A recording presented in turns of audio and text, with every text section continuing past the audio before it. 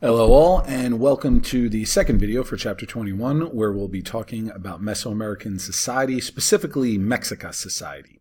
And this will be another quick one where we'll just talk about some social classes and religion.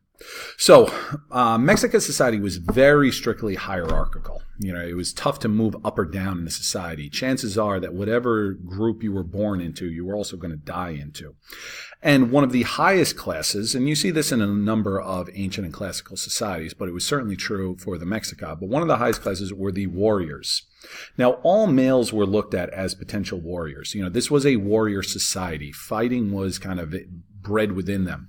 You got to remember, the Mexica started as a nomadic people, and nomadic people tend to be warrior-based because it's constant competition for resources. The military leaders came almost entirely from the upper classes, though, right? They came almost entirely from the elites.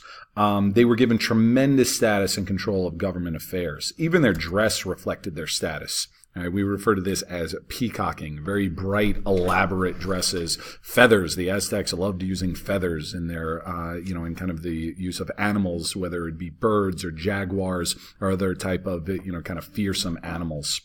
So the warriors definitely had a pretty good status in society. Priests as well. Okay, similar to, these social pyramids that we've been talking about. Priests, warriors, they typically make up the high levels of it. They were the ones who were educated. They were also responsible for communicating with the gods, right? These pre-industrial societies, religion was the conduit or was the explanation for why things happened. And these guys would have very, very elaborate get-ups as well, with the big feathers and the big colors. And I'll talk some more about some of the other physical features with priests in a minute. Now, the vast majority of the people in Mexica society were peasants. Right? With this social pyramid, the bottom chunk of it is always the peasants, the commoners that make up the majority of the population. They were small farmers. They might own small plots of land themselves, although that wasn't too common. Most of them worked on land owned by the aristocrats, such as the warriors and the priests, or they worked on land allocated by community groups, kind of a little bit of like a socialism communal organization going on. Also, they sometimes were drafted into working on public works projects like temples, roads, irrigation systems, and so forth. But again, we're not seeing too much differentiation so far between Mexica society and most other classic societies. They did have slaves. Slaves were typically not POWs the way that you would find in a lot of other societies, though. They were mostly indentured servants, meaning that you would sell yourself into slavery to pay off a debt, or criminals. Right, people who were guilty of some type of crime.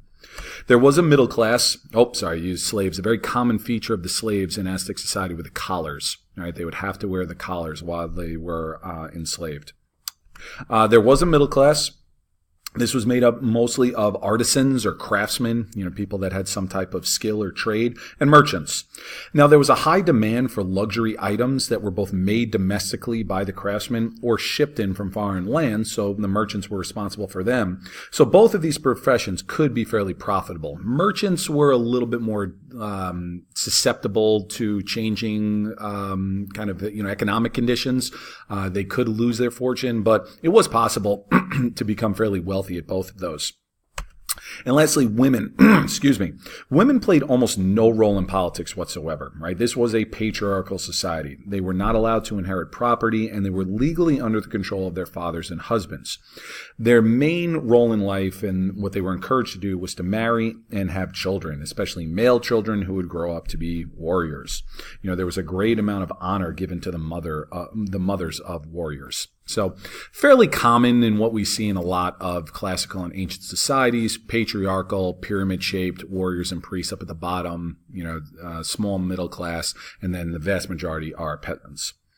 Now, a bit about religion. Now, this was adopted from other Mesoamerican religions. As the Mexica came into contact with other groups, similar to how the Romans adopted, religious aspects from the Greeks, they would adopt aspects of peoples who previously lived in central Mexico.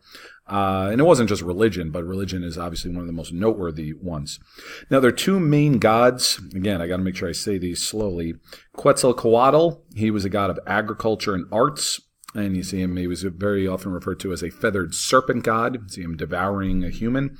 And also Tezcatlipoca. and this guy was worshipped by warriors. He was kind of a patron saint or patron god of the warriors. They also existed in early Mesoamerican pantheons, right? So these guys were basically just kind of taken by the Aztec or the Mexica and, suited to in their own needs. Now, bloodletting was a big part of their religion. The Mexica believed that the sacrifice of the gods created the universe, and only through the spilling of blood could the universe continue. Only through the spilling of blood could the sun rise, could the crops come in cycles, and so forth. Now, this was demonstrated both through the priests. The priests would practice self-mutilation. Okay, you zoom in on here, you notice that the guy, he's got a lot in the ear here. He's got a lot of earrings and elongated earlobes. They would file their teeth. Body piercings were very common. And you look at the nails as well.